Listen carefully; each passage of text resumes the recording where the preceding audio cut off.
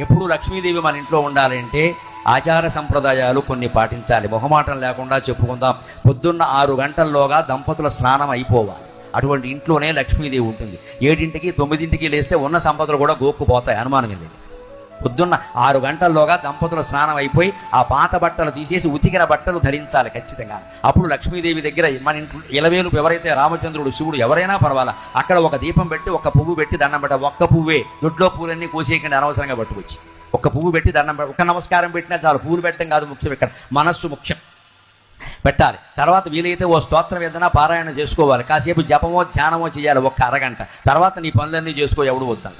మళ్ళీ సాయంత్రం స్నానం చేయాలి, కనీసం ముఖమైనా కడుక్కోవాలి నీళ్ల కొరత ఉంటే. మళ్ళీ దేవుడి దగ్గర కూర్చోవాలి, ఒక అరగంట పాటు స్తోత్రమో పారాయణో ధ్యానమో జపమో ఏదైనా. ఇంట్లో మహిళలు ఉదయాన్నే లేచి దీపం పెట్టడం మనం చూస్తుంటాం. కానీ శాస్త్ర ప్రకారం ఇంటి యజమాని అంటే మగవారే దీపారాధన చేయాలి. ఎందుకో తెలుసా?